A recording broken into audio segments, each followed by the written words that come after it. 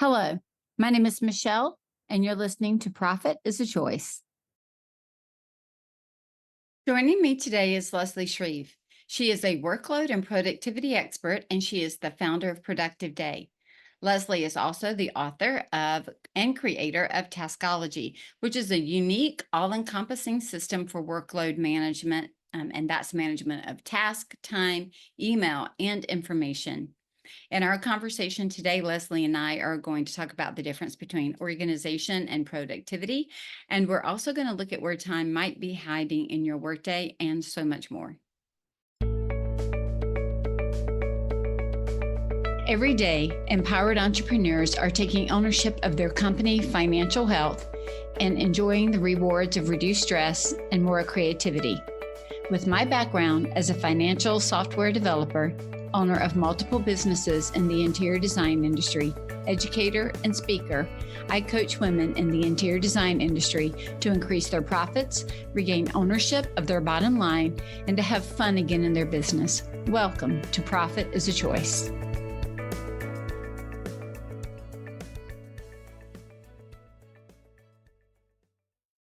Hi, Leslie. Welcome to the podcast.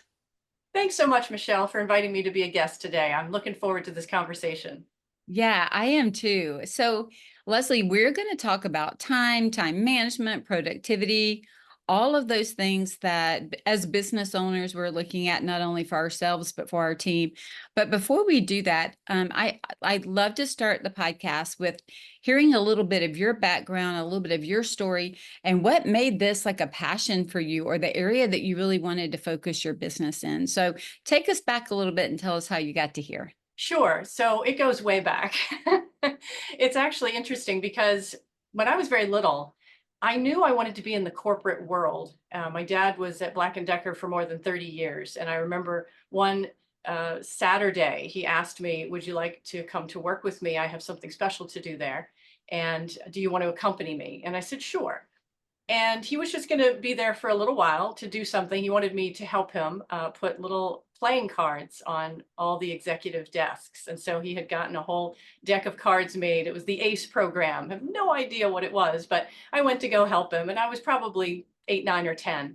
And I went in there and I saw this big corporate office and I saw this amazing navy blue carpet and the plush offices and all the lighting. And I thought, wow, I want to be in corporate someday. So my career path was always aimed towards business. And as I got through college and got my business degree, and I was working at places like Black& Decker and McCormick and Company, during the summers and the winter breaks and everything, I got out of college and landed right in corporate. Didn't predetermine that industry, if you will. But I landed in purchasing and contracting and material management, something very different than what I do now. So fast forward 13 years, and I got to a place of maybe feeling stagnant or that I just wasn't using my innate talents in a way that could help serve others. And so I decided to quit and start my own business. And what's funny is that when I told my sister that I was going to do that, I said, guess what I'm going to do? Because I thought it was really obvious because I am, organized and productive and efficient and effective. And I thought she might understand that I was starting my business way back then to help people get organized. And I'll come back to that in just a second. But the very first thing she said was, you're going to be a home decorator. And I said, thank you, but no. Because I do love decorating my home and helping people with that, but it isn't something I would do formally or professionally. But it was a nice compliment. And I said, no, I'm going to help people get organized. So fast forward another year, and in that first year, I thought, wow, this is not for me, because I was working with folks both in homes and in businesses. And this was 21 years ago. So we just celebrated 21 years this month. And I look back and I think, wow, I learned really quickly that it really was corporate that is near and dear to my heart. And I love working with business owners and leaders to help them not just become organized, but be more productive. So the lesson I learned quickly was, sure, you could find or file something in 3 seconds or less, but that's not going to do you any good if you're buried in email. And if you can't get the time you need to work on your most important strategies. And if you can't gather or plan or prioritize all of your many, many tasks and follow-ups, you are so behind the 8 ball. So I quickly dispensed with the whole notion of getting organized, because that's not it.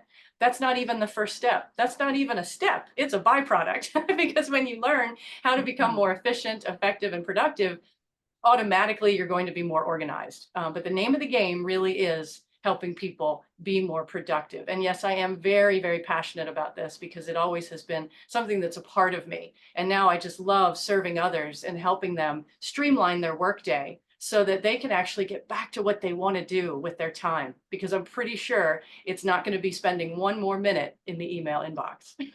Yeah. So one sentence I wrote down that I pulled from that, and you tell me if you think it is true based on what you said. Organization is a byproduct of productivity. That's true. It's Mhm.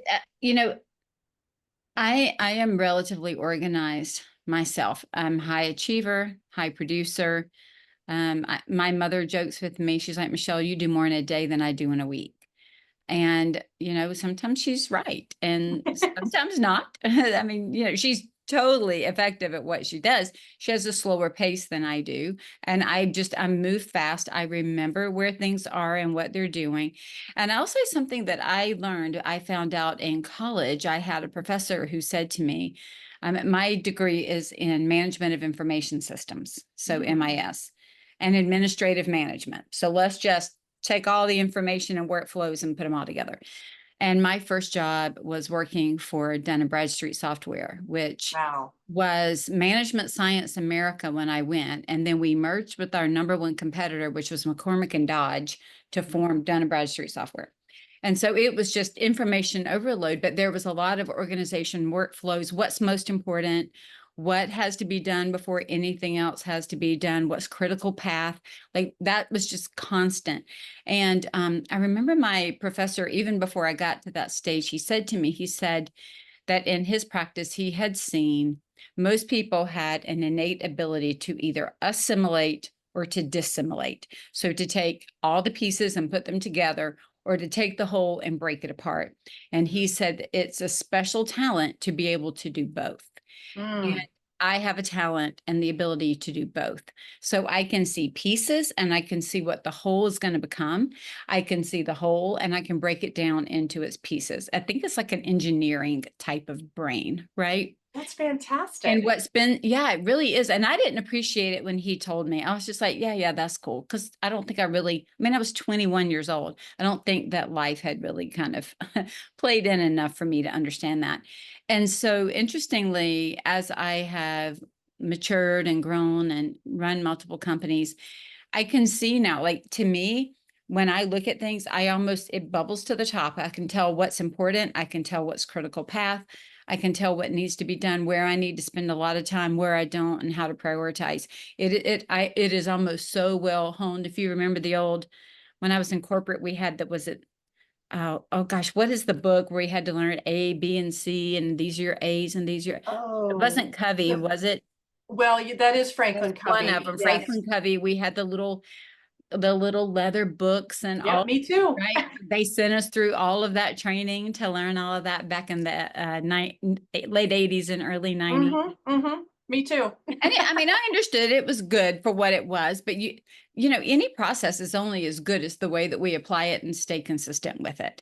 That It's is the correct. inconsistencies that usually catch us. It's not the lack of the process itself in most cases. Sometimes it is, but not often. It's our ability to stick with it.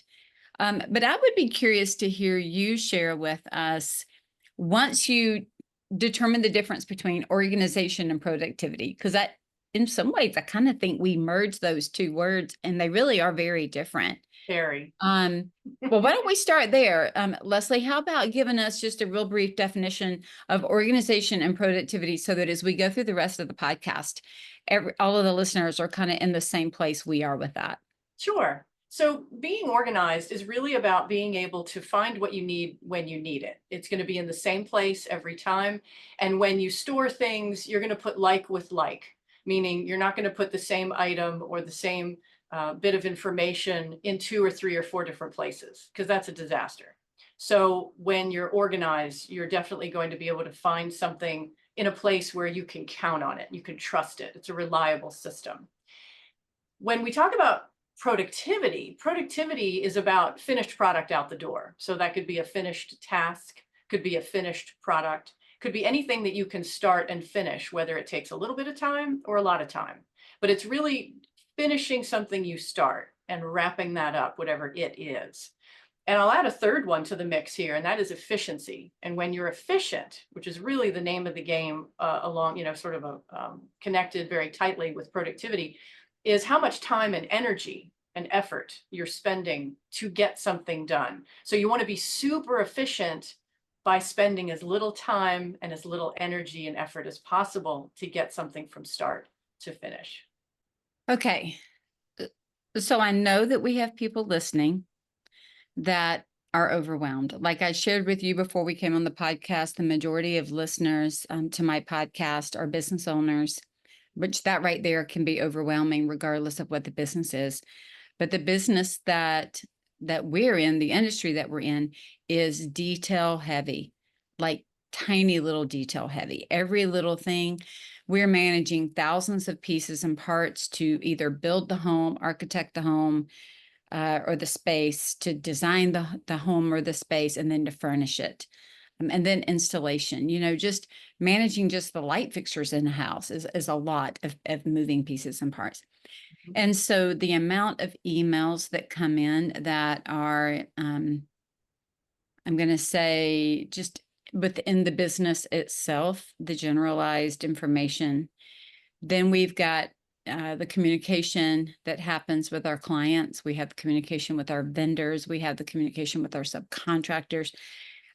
The people listening, I know right now their inboxes are just blowing up. I know their to-do list. I used to always joke that mine's like rabbits and his babies at night. Like every time I come in, there's 10 more things on the list. I'm like, how did that get there? But I know that they're in a very similar predicament.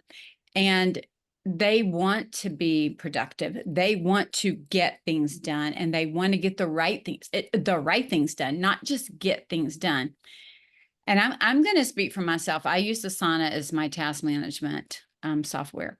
And I love seeing that unicorn fly across that screen. Like it does something to my heart, so that even sometimes when I kind of get off my plan and do 5 things that were not on my plan, I write them down so that I can check them off, so that I can see him fly across the screen, because it makes me feel better, Right. that I actually got those things done. But I know that our listeners are feeling very overwhelmed, and they really want to focus on the right things at the right time, and kind of have an idea of what can be left, or what will naturally work its way out as the byproduct, because we tend to want to jump right into that email.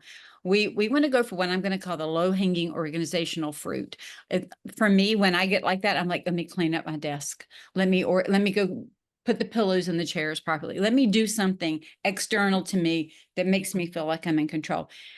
And so you're saying that that's not even the first place to start, or maybe the second or third. It is a byproduct. How did they know where to start?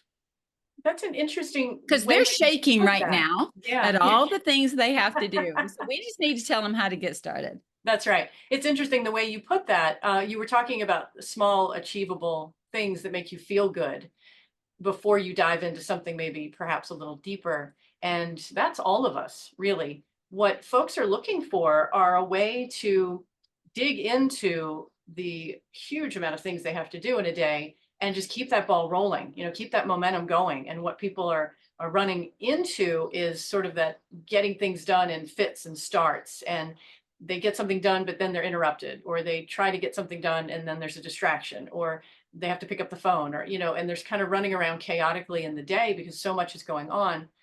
And it makes it very hard to keep your momentum and to keep that focus and work in the zone, if you know what I mean. Yes. So what you're looking for when you were talking about, crossing something off the list, or even fluffing the pillows before you really dig into work, what happens is that when a lot of people use, whether it's, a planner, or they've got big pads, little pads, spiral pads, notepads, post-it note, legal pads, it doesn't matter, Word documents, Excel spreadsheets, whiteboards, it doesn't matter what you're using as a tool. One of the biggest challenges is that when a person selects that tool, there isn't total clarity of all their tasks and their follow-ups. And what I mean by that is that, first of all, if they are choosing paper, It's not a digital approach, which makes it very difficult to keep track of and plan and prioritize things to do because it's on paper. And paper is a tool, not a system. So if you think about putting things on a legal pad, you've got a gazillion things listed, but they're not going to be in any kind of order. There also might be a mix of big things, little things, ideas, multi-step tasks, projects, teeny tiny follow-ups. It's just like a grab bag of things going on there. So what people do when they have a list like that in front of them is that they instinctively kind of hold back from those things that are too big, or that they say, well, I don't even know where to start that today, or oh, I need Joe for that today and he's not here, so let me go to the next thing. And that's, I can't wrap my brain around that. And they go for something small and achievable. Happens every single time. So in the system that I teach, everything is small and achievable. And not only that, but we get it all into one single inventory. And what I mean is that when we build the task list that we build in our system, it's going to bring everything together, everything you need to do, have to do, want to do, even dream of doing, but not all in one list or all in one day, but all in one system. And we talked earlier about some of the places where time and productivity are hiding in your workday before we hopped on the podcast today. Yeah. And this is one of the major areas where time and productivity are hiding. And that is how you're doing task management. Okay. It's a huge deal in the Yeah. day. So I'm going to be very just open and real here. Okay. I have always been a list maker. I get things done, but I have things on a list, and that's what keeps me from forgetting. I think I used to tell myself when I was younger that I could remember everything that was happening. And for a while I could. But the more that started coming in, the more that I had to manage not only, myself, but then I got married, and then I had a marriage and a home, and then I had children, and then I had a business, and then pets and school schedules and dental. There was just no way. So I kept everything on piece of paper. And to your point, it was high level, detail level, follow-ups with the dentist right alongside of create a new brand approach. Like it was all like right there together, right? Just one big, here's what I have to do. And my approach was look at it each day and try to do the ABC method. What do I think I need to get done today? What would be nice if I got done today? What doesn't need to get done today? But every day I was wasting my time, honestly, in some ways, going back through that list. And then at the back of it, I had a list of all the things that I wanted to get to, but knew that if I put them on the list, they weren't going to happen, but I didn't want to forget them. So I wrote them on the list at the back. And then at the end of maybe every 2 days, it would look like chicken scratch where I'd marked everything off. And then I couldn't read the 3 things that were left because of everything that was marked off. And so even though I felt good about that page, I ripped it out because I needed it to be clean so that I could think, flipped it, wrote those 3 things again, and immediately like filled up the rest of the page with all the to-dos, which were of not equal status, right? Mhm. And I went through that for a while. Then I even went to the point that I produced a planner for a few years and sold my planner. And it was a little better. It at least broke things out in sections. And so these are the things I'm doing for my health. These are the follow-up. Here's the dream items. So it broke things up, but it was still paper. So I was still marking. Finally, I want to say it was about 4 years ago. So I guess I'm in about my 5th year now. I moved over to Asana and put everything in there in projects and in task and in subtask and in 15-minute tasks because I could put my name next to it. I could put somebody else's name next to it. I could put a due date next to it, right? And it just fed me every day. It fed me what I needed to do. But I still even sometimes find that there's plenty more that I've not captured, as I mentioned earlier. But it's like I've been working through the system, if you will, the whole time, trying to find something I thought I couldn't give up paper and pen. I could totally give up paper and pen because I could get things done faster. Like, I don't care if a unicorn flies or if I get to mark it off. Both make me happy. So Right. talk to us a little bit about how let's go back. You had mentioned that productivity is hiding, right? And unsuspecting ways. Tell us some of the places outside of that, or maybe even define that a little bit more Mhm. and how productivity, because I waste time, even though I think look, I can't even imagine how productive I would be if I didn't waste time. I probably would be able to get off work earlier and go do something else instead of Right. working more. Yeah. But sometimes I think we just think we're doing everything we can do. We think there's no way out, that we think there's no better, different way because it's how we've always done it. Right. So tell us where we can start looking or even evaluating to see what we're doing that Sure. we don't need to do. Right. Sure. What we can do is just start with task management. Since we already talked about it a little bit, let me just go a little deeper into that one because that really is the driver of our progress every single day. And task management is huge. It's everything in our day. So that is one of the leading places where time and productivity are both hiding. And that's because the first thing that I think people don't realize is that tasks are coming from more than 10 different places in our workday. Email is just the most annoying. And it's huge because it's flowing in every minute of the day and it just buries you. It just scrolls off the screen and along with it you could lose information, you could lose tasks, follow-ups, opportunities, events, contact information, you name it. It's just scrolling away if you're not fast enough at capturing it. So the tasks that are coming from these more than 10 different sources, it's going to include email and phone. And we have texting now. We have the papers and files on our desks, perhaps as reminders of things to do. We've got meetings and hallway conversations, social media, on and on and on. And when people get in some of their company spaces, when they get a project management system or a Teams system, that's just one more place that people have to look. And so a lot of the executives coming to me now and business owners say, you know, I don't want to make just one more place for us to look. And we talk about how their task management approach really needs to be centralized. And yes, it does need to be digital, but the key here is that it also needs to be complete. And this is the one thing that people aren't doing, no matter if they have a planner, because then it's impossible. You can't get email in there because that's Right. paper. Or you've got Asana, Trello, Todoist, Right. whatever. Right. Even if you've tried, because my system is not software, mine is actually, it rests on whatever technology somebody has. So I say it's a methodology for the Correct. technology. And so when I work with my clients, almost all of them have Microsoft Outlook, which I know a lot of people can't stand, but nevertheless, it rests on Well, that. And if you're hanging out in corporate, that's what a lot of people have. they're stuck with it and it makes my heart sing. So what I do is we use the task management area in there, not the to-do list, but the task area, not the default screens though. And this is why it's proprietary, is because I move things around and I simplify it for people, because even when they use that, and maybe it's not Asana, Trello, or Todoist or something else, they use it and they say, Leslie, I tried that Microsoft Outlook thing and it didn't work for me. So I went back to my Franklin Covey planner. And so the message there is you need a methodology. It doesn't matter what tool, what bright, shiny object you might have Yes. picked.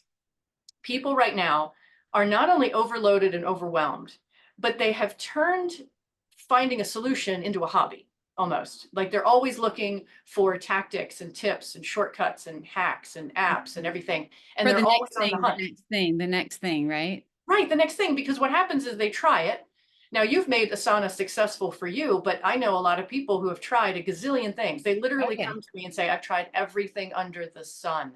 Right. And the reason these things aren't sticking is because they might get so far into it and go, wow, this was more complicated than I thought. Or they get into it and say, wow, this is taking a lot longer than I thought to implement. Or, wow, I'm not getting my work done. I'm spending all my time on these bells and whistles and colors and categories. And even the project task subtask thing, that can get overwhelming because I specifically simplify that for people so that everything is a teeny tiny task, even though it's part of a larger project, so that there's a formula for how to create a task in my system so that everything is almost not equal, but it's mathematically going to fit into your time. And it Yeah. makes it easier to make that task time connection. And also we're not burying information. So we don't want to see the project first and then have to click and double click to get down to what you need to see, because you want to be able to reprioritize things very easily by comparing them with all the other tasks on your plate. And if you can't see them, it's really hard to prioritize them. You know what I mean? Oh, Or I to do. I pivot. do. Yeah, My or to brain pivot. is going because I use Microsoft Outlook. I'm a corporate girl. You know, I'm still on the PC and the Microsoft. So I've got my Outlook going. And every day I have three, well, To start with, I have to manage myself. I have three things open. I have Outlook open, I have my Google Calendar, and I have Asana. Mhm. And I am going back and forth between the three so that if I see something in my calendar that says I have to do it, I go over to Asana and I type it in. I say when I'm going to do it and put my name so that it shows up in my task, my daily task list in Asana. But then I'm also looking over at my Google Calendar to see if there's anything there that's not, I haven't, I don't use any of, like, I don't use the calendar in Microsoft. I don't use the calendar in Asana. I use a third-party calendar because Right. I've found those work better for me. Now, part of it could be because I didn't know how to use them well or because they don't play well with others. And I will say this, over time, technology, I own a software company too, so I know this to be the case. Technology improves and different connections are made. So like at the time, uh, Outlook did not do what it needed to do with the calendar that Google would do. So then I invested in getting the Google, you know what I'm saying? We're all doing that. Yeah. I've gone into bigger systems and then come back down. I don't spend time on huge amounts of, I do enough color coding that I can look at things. But I remember somebody one time having like a digital calendar, Leslie, to your point, and they were putting stickers on every day and I'm like, if you got enough time to sit down with your calendar and put little fuzzy stickers, like digital stickers, digital pictures on every day, like I need to give you something else to do because Yes. that just went over the limit to me. Color Well, code it so yeah. that you know that how your brain needs to think. But to your point of small task and bite-sized pieces, that's so true because sometimes I only have a 15-minute block Mhm. between one, let's say even a podcast and a podcast. I might have a 15 or 30-minute block and I'd like to be productive and get something done. And if by the time I go find it, if it's not broken into a small piece that I can get to quickly, I don't even have time to get the task done. Right, right. And what's interesting is that you are using three different tools or systems when you could be using all of that in Microsoft Outlook. I understand what you're saying about the Google Calendar though, because a lot of people do prefer that. But usually when I'm teaching clients, everything's already in Microsoft. And again, it's because people need a guide. They really do need someone to show Yeah, them. It's like the difference between handing somebody a book on Microsoft Excel, which is about that thick. It's like 2.5, 3 inches thick. And instead of just telling them what they need to know, they right. don't want to trudge through a book. But then when they're left to their own devices, trying to figure out the Trellos and the Todoists and the Asanas of the world, it could be completely overwhelming. So we simplify it for people. So when I work with my clients and we pull all of these tasks away from the sources, that's the first step. Because what professionals don't realize is that it's actually impossible to efficiently and effectively plan, prioritize, and accomplish tasks, trying to manage them only from their sources without missing, losing, or forgetting something. So here's what I mean. You're looking at the email inbox, you look at what you starred, you look at what you flagged, and then you look at the desk and you go, okay, what's the most important thing there? Okay, let me look at my legal pad. What's the most important thing there? All right, let me check my voicemail and look at my text. What's the most important thing here? And then they're trying to plan and prioritize in their head. And that's when things start to go south.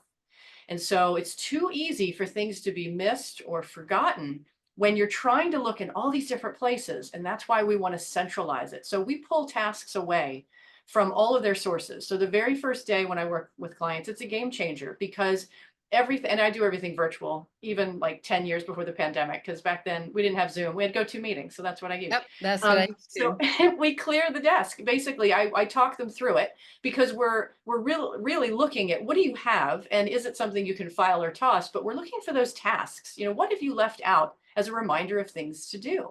And so by the time we finish our first call, all of that has disappeared and they've got their real estate back on the desk. And then their mind starts to clear and they start to feel less stressed and more clarity and more awareness of everything that they're responsible for.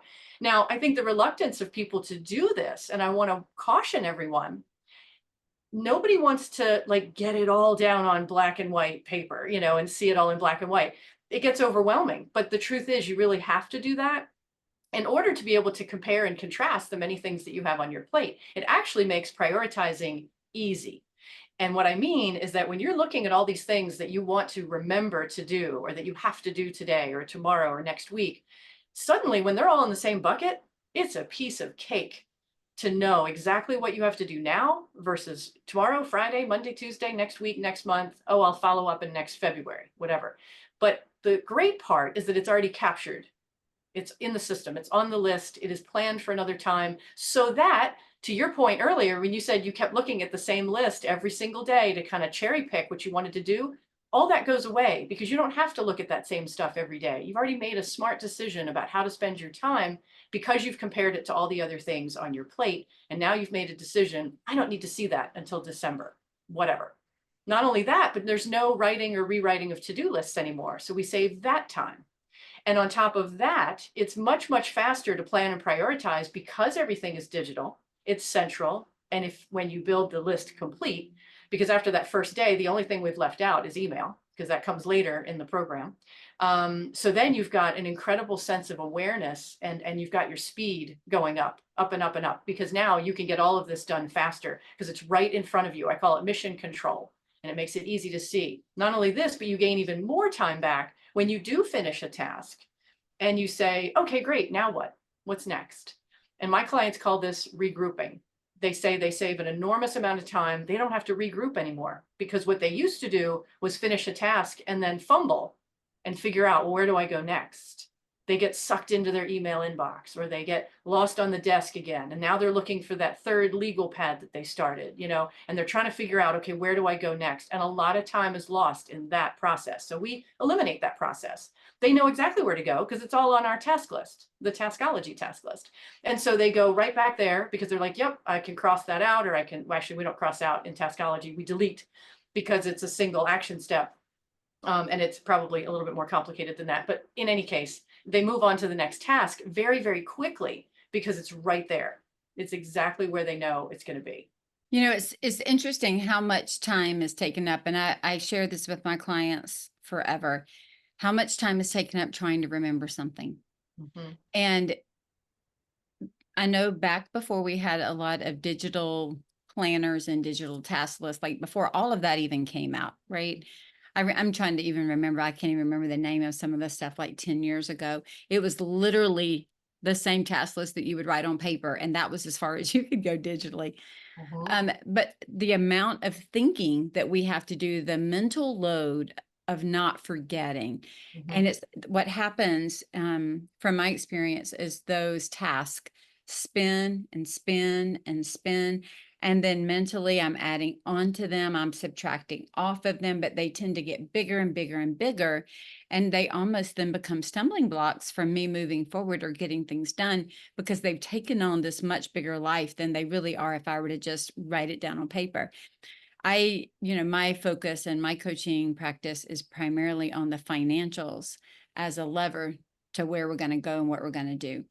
And the same thing happens there. We don't always want to look at those numbers either. But if we can get all the numbers down on paper, we can see the truth of what is, not just what we think is, but what is, and then make the next decision. It's the same with our tasks from what you've just described.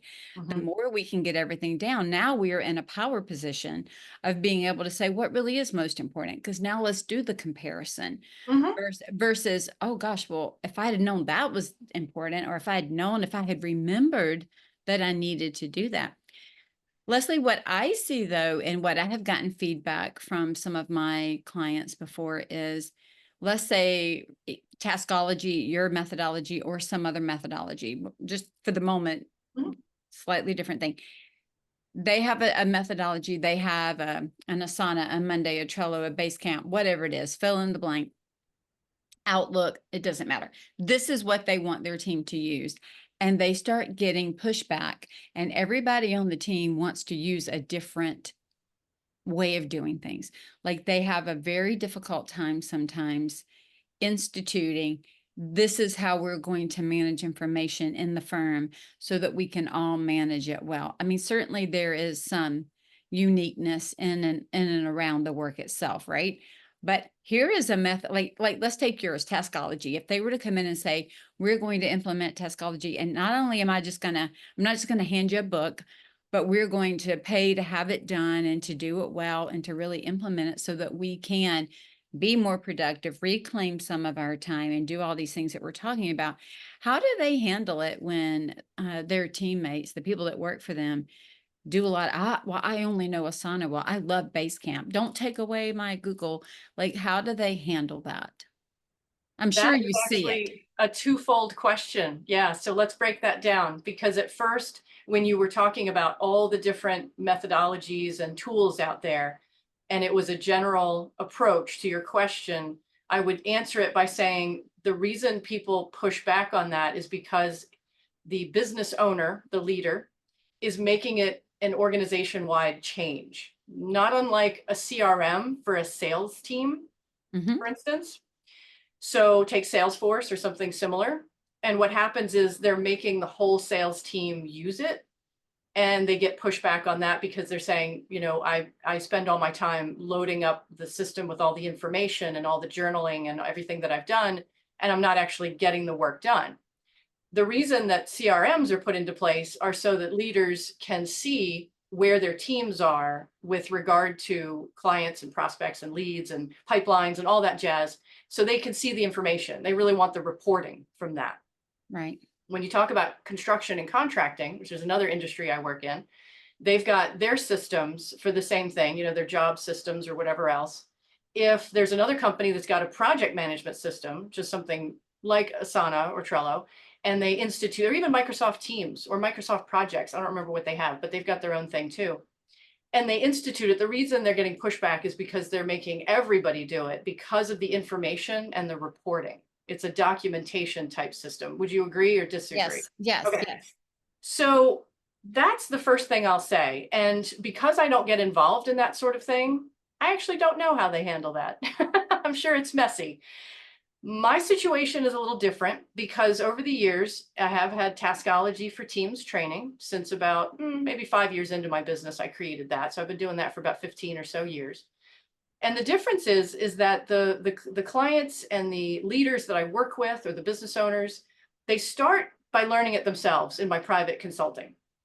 And then they say, oh, well, I love Taskology. Now I want my management team to learn it, or my sales team, or they put together kind of a random team and they make it opt in. They do not force it on everybody. They take the approach of, well, if you want to, and they show the results. And this is one of the reasons why a lot of people opt in, because they're actually extolling the virtues of, here's what you're going to get. If you're tired of working nights and weekends, or you're tired of digging out of email or missing things that are costing you to the bottom line of the company, or you're hurting client relationships or missing out on prospects because you're forgetting follow-ups, if you want all this stuff to go away, here's a way to do it. Because Taskology includes everything: tasks, time, email, and information. So it's everything. And so the whole workday can be easier and more efficient. And I get a lot of people saying that, and of course, we know the stress goes down by up to 90%. Our average is 50% drop in stress right across the board. But people tell us they sleep better because they're not missing, losing, and forgetting things. And they're able to do so many things with their time now and really get back to what they love to do. So because these team leaders or C-level leaders are making it opt in, then what happens is the first group goes through it, and then somebody outside of the group goes, wow, how did you get to 0 in your inbox? Or, hey, your office is completely like redone. There's nothing on the desk. Are you leaving? Or, hey, I see you're not coming in as early as you used to, or staying late, or whatever it is. Or, oh, you look happier. Whatever it is, it's like, well, I'll have what she's having. And then they might opt in if we do a second round at that company. And that has happened before, where people are seeing the improvements and the benefits. It's very different than when you want to institute an entire team with your institute CRM with an entire team, or a project management system with an entire team, because then that's true, you'll probably get some pushback. So we handle it a little bit differently with Taskology, if that makes sense. Yeah, no, I think that's great. And I think what it also shows is what we said at the beginning. A system or a methodology is only as good as we follow it and stay on top of it. Right. And so when I know we're doing a lot of work right now in my coaching on leadership. And so when the leader takes the time to dig into the methodology and to put it into practice, and to be able to, like you said, extol the virtues of, here's what it's done for me, or here's the verifiable, quantifiable results of this methodology, that here's what my day looked like before, or my weeks. Here were my stress points. They now no longer exist, or they're different stress points that you would expect. I don't think we ever go stress free if we own the company, but we could No. certainly use it. It's manageable, right? It doesn't wake us up at 3 a.m. Right. And so being able to show that and to implement it. But I think you made another point. Quite often we try to go through, and I'm guilty of this as well, putting in a new system or a new methodology and having very little time to do it, and kind of half doing it, or not getting the help that we need to get it done. I would say quickly and more efficiently. Like, tell me the shortcuts, give me the cliff notes, right? I was always read the whole book kind of gal, but sometimes it's nice to get those cliff notes and to get in and start using it and then come back and finish it up. I think we don't have to always understand every single thing we do. If we've hired somebody who's a professional who says, just do this and trust me, and then come back and check behind me, you'll see it will make sense. Yeah, you need a guide. You need a guide. Yeah. Let me ask you this. You've mentioned Taskology. We've mentioned it a couple of times, but I don't think we've really introduced it. Tell the listeners what Taskology is. I know we've said it's a methodology, but talk about it a little bit so they have an understanding of what we're referring to. Sure. So Taskology, the science of getting things done, is the name of the system. I trademarked it back in 2010. And it is a system that has 4 components. Actually, sometimes I say 3. It's task management, time management, email management, and information management is tucked into the time management piece. And I can explain that in just a second. The system is reflective of all the major processes in a professional workday. So really, when folks are looking for the tips, tactics, tools, shortcuts, apps, and hacks, I tell them we are the anti-hack.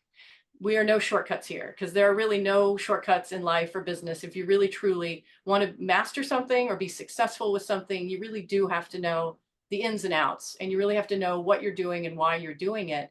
And sure, as a guide, I can simplify it for people, because it is very complicated when people do try to do it on their own. They go down a path. It can get confusing, overwhelming. They might have no one to ask questions. And so a lot of people back up from what they just tried and said, well, I'm sliding back into my old habits, because there's no one there to help them. And there's no easy way to implement.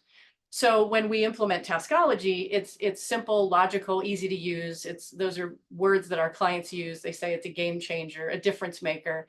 I'm able to help people get 1 to 2 hours back in their workday every day, help them spend up to 50% less time in their email inbox every day and get to 0 and learn how to keep it that way. And not only gather, but plan, prioritize, and accomplish all of their tasks and follow-ups a lot faster and easier and with a lot less stress. They can move their projects and initiatives forward. They're not missing, losing, or forgetting anything. And they're not giving up all their personal time to make the progress that they can make in their workday. So all total, Taskology starts with task management, and I walked through a little bit of that in the beginning, where we centralize your tasks. We make an inventory so that nothing is left out. It's airtight.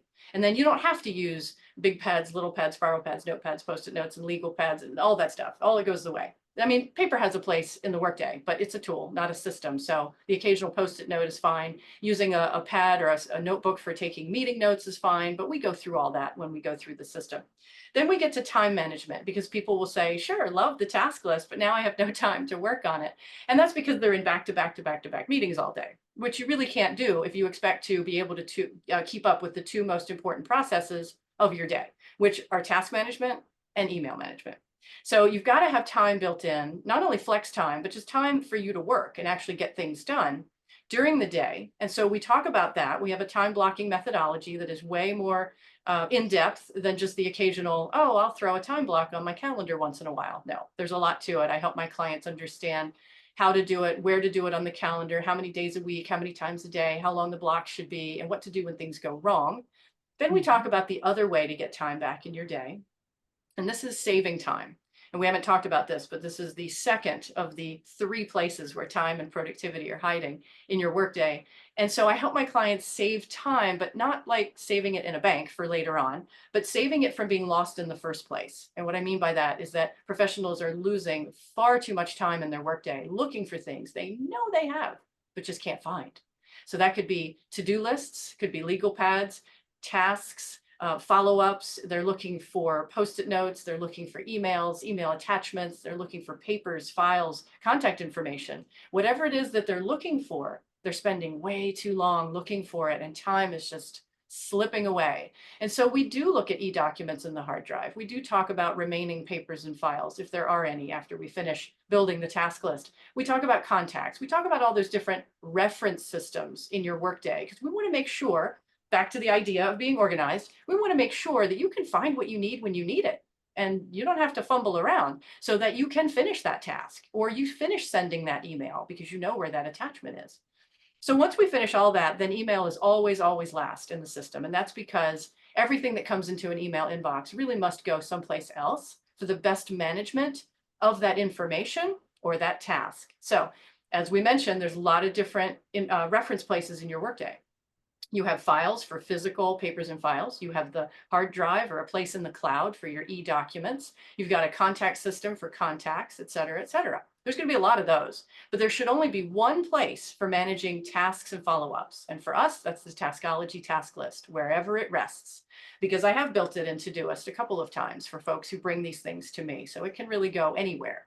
So we have that one place for tasks and no place else. So again, we're pulling all of those tasks away from where they came from, because by the time they make it onto the task list, it doesn't matter where they came from anymore.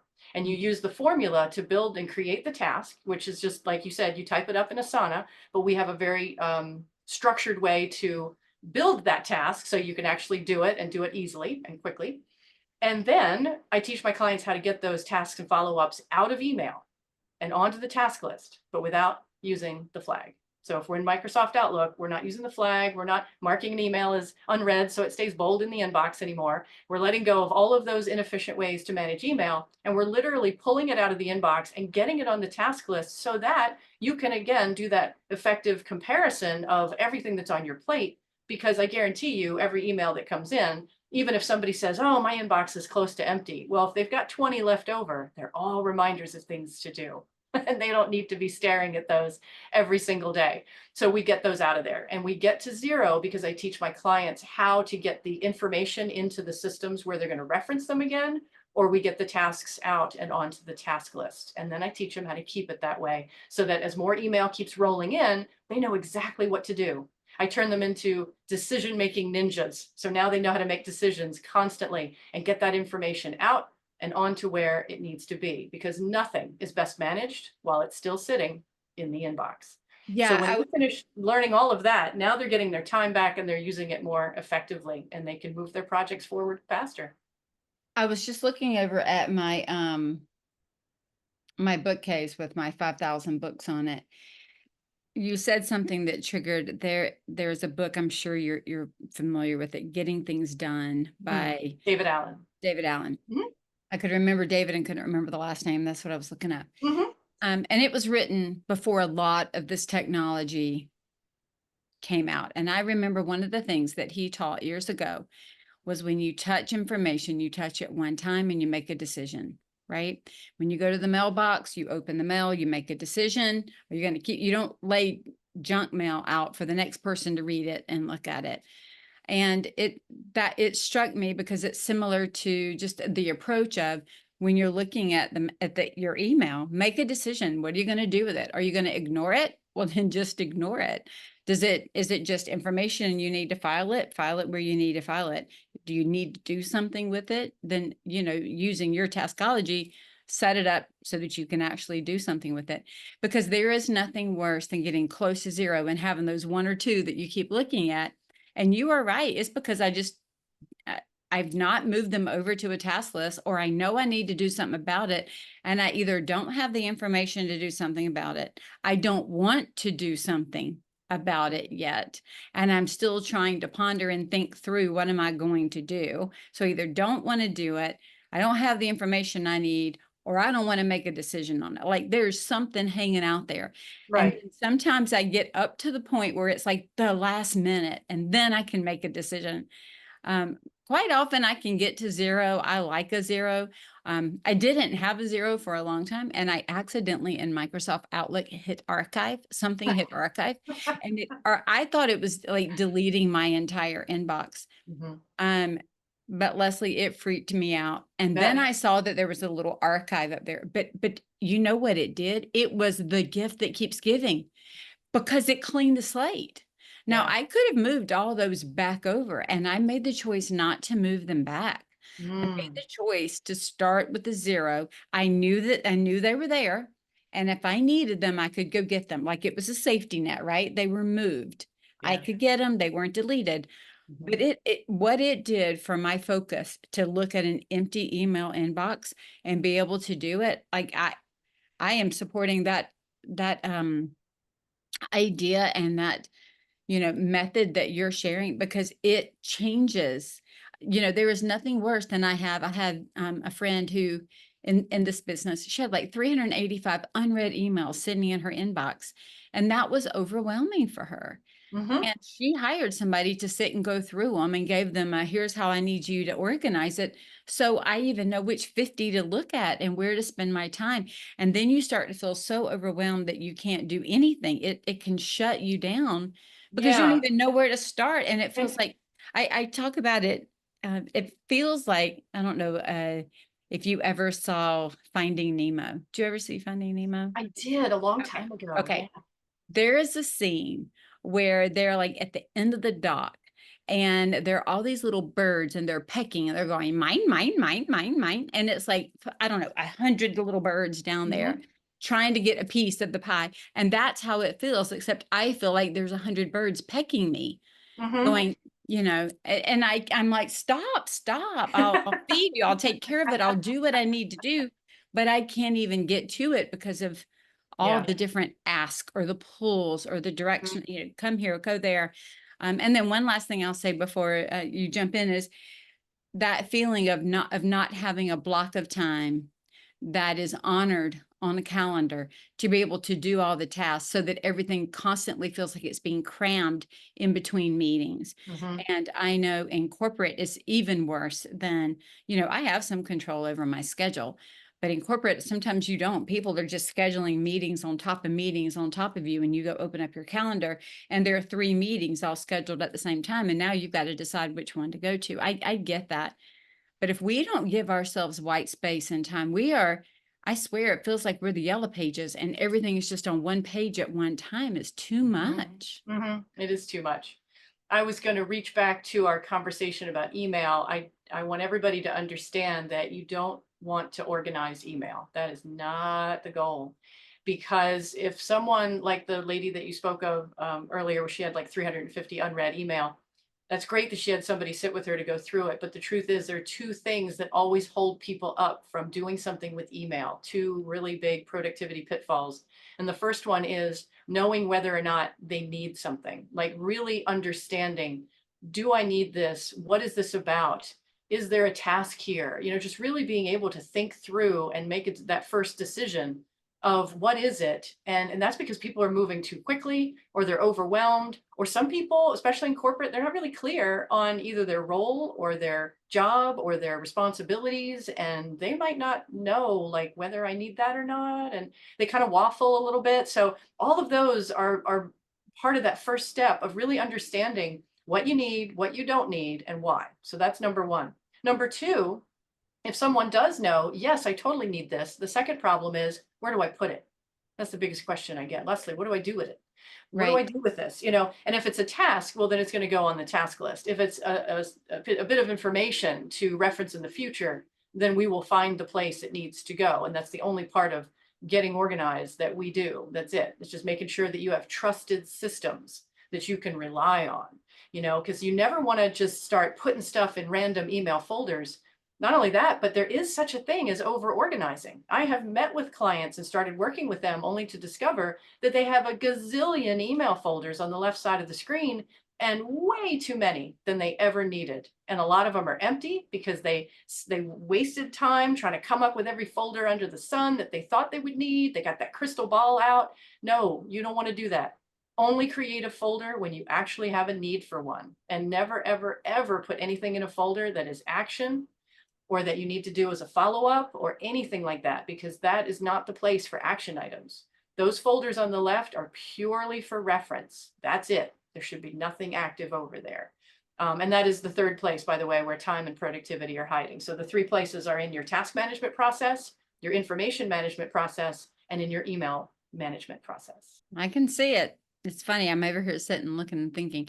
I learned a long time ago, even when I had I tried one time, it did not work well. So I'll just go ahead and give you the, the outcome. But I had a folder action items and I would move things over. But because it was out of my sight and because it wasn't written down on a tickler file that kind of came back and said, hey, you should be looking at that, I could easily miss things. They were Mhm. not in any order. They were in the order that they were, I guess, by date when they got slid into that folder. And it Mhm. just never worked for me. I mean, kudos to Mhm. anybody that can make that work, but you're telling Oh, me no, it no, doesn't. please I'm don't telling you try. it doesn't. Yeah. If you're already doing it, like I'm not going to be the one to tell you not to, but I Yeah. wouldn't try it. I wouldn't start it. Yeah. It did not work for me. And I so yeah. I would it say for the people who are using it, that they're kind of asking for trouble. It's a very shaky ground to be on. it really is. It really is. There is something about, and I think what I'm also hearing you say is bite-sized pieces. Like if we narrowed it way down, right? One, we usually call it one source of truth. So one task list, one source of truth, pulling from all the other informational sources into one source of truth for prioritization, we'll say.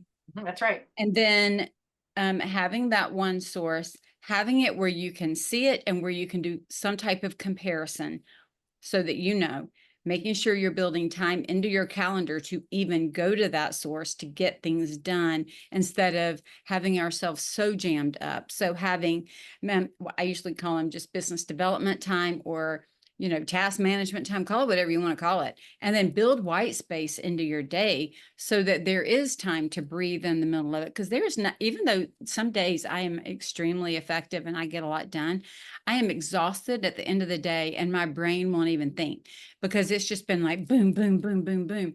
And I Mhm, think I like it when I get a lot done, but it feels like I was at a little bit of an easier pace.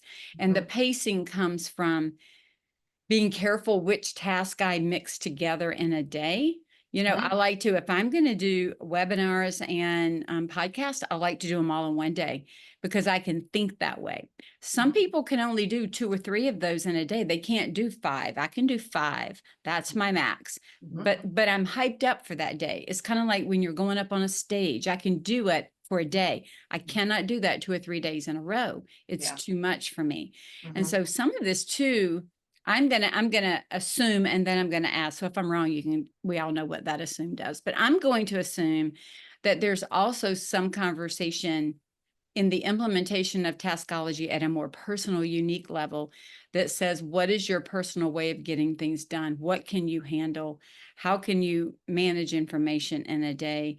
Because there are some days that I cannot, like I said, I can't manage it that level of external visibility, if you will, consistently in multiple days. So I'm having to, like I know even on the financial side, there's some people that say if I've got to do a financial deep dive or analysis, I got to do it in the morning. And I have other people who say I have to do it in the afternoon because I don't wake up. Like I'm more of a late day processor of numbers. And so really understanding their unique ability to how they engage with the work so that we can create the time frames around that support the way that they handle information. They absolutely can do that, and I actually don't even, Go that I far? don't even get involved in that because by the time I teach them how the system works, they're off and running and making it they make those They're just decisions. automatically making Mhm. it their own Yep, because of the understanding totally. of it. Yeah, because Right, they which is understand the so rules of the great. road. Right. And I think that's the difference too between a methodology and a firm system. I know I am certified in Profit First, and there are people very similar who go by the book or they listen to a couple of videos and they go to implement it, but they don't understand the nuances of how to implement it. Mhm, They don't understand mhm, the structure that it's built upon to implement it. And so they will implement it, I'm going to say, at face value based mhm, on what the book says, mhm. without understanding how finances flow in their own firm and when income is captured and the whole thing. And so then they say, well, that system didn't work without understanding that it's a methodology that is to be applied on the way that you process financials in your firm.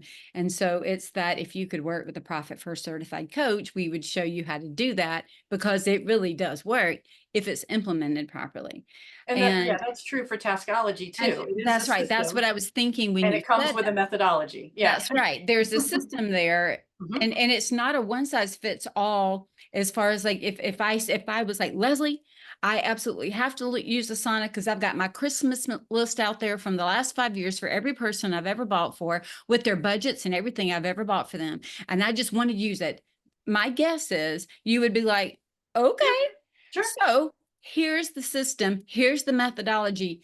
You just have to do it all there. Don't be using Monday over here and Motion over there and Yeah. Trello over there and Basecamp over there, and then getting upset because your Asana doesn't show everything it needs to show, because it can't when you're spreading the love across way too many task management locations. And so that's the thing. It's about knowing how to implement it. Yeah. That helps. Tell me, it looks like you have a paperback book out here, don't you? Don't you have a book on Taskology? I do. It's right behind me. Taskology, How to Unleash the Power of Your Most Productive Workday. Actually, I'm going to write another book. I'm planning to do that next year. Oh, I'm good. excited about that. But yes, this was my first book. I actually published it back in 2016. Nice. And I have a variety of programs and consulting for people. So we've got a little something for everybody here at Productive Day. Awesome. Well, I will definitely put links to all of this in the show notes. But Leslie, tell everybody where they can find you. Sure. So it's very easy. The company is called Productive Day, and the website is productiveday.com. And I can be reached at Leslie@productiveday.com, Leslie. And I would offer 2 fun free gifts that we have on our website. One is a really great quiz called What's Your Number One Productivity Blind Spot? And I say it's fun because it's a little diagnostic. And at the end, you'll find out if you're a giver, a marker, a jumper, or a detective. So that one's cool because it does follow up with your own unique results report. And, based on how you're experiencing challenges in your workday and what your exact challenge or blind spot is. And then we follow it up with a report from me about how you can fix it. The other thing I'll offer is the Productive Day Smart Steps, which is a great series of 52, one per week, little 2-minute, 3-minute audios from me with tips and strategies straight from Taskology. And if you want to get one of those every week, we have that on the website as well. Those are awesome. I'm going to go get them right now as soon as we hang up.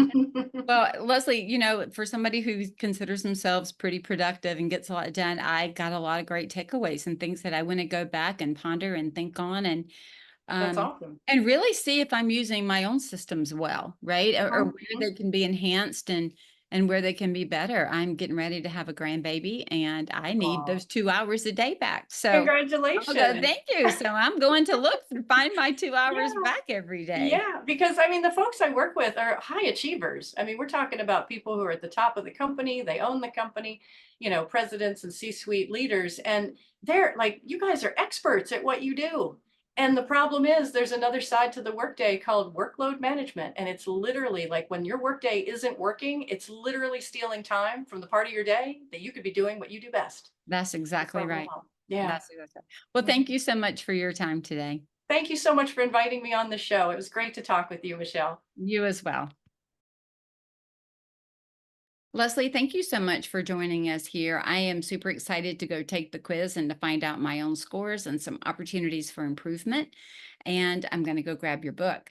I also want to offer, for those of you that are listening today and you're thinking about your financial systems, give me a call. Let's sit down and go through and organize your financials the same way that you're going to organize your email and the productivity of your day.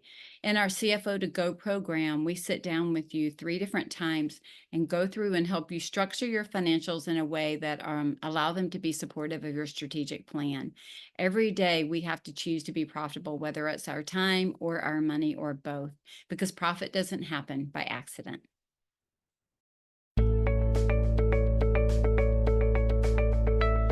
Profit is a Choice is proud to be part of the designnetwork.org, where you can discover more design media reaching creative listeners. Thanks for listening, and stay creative and business minded.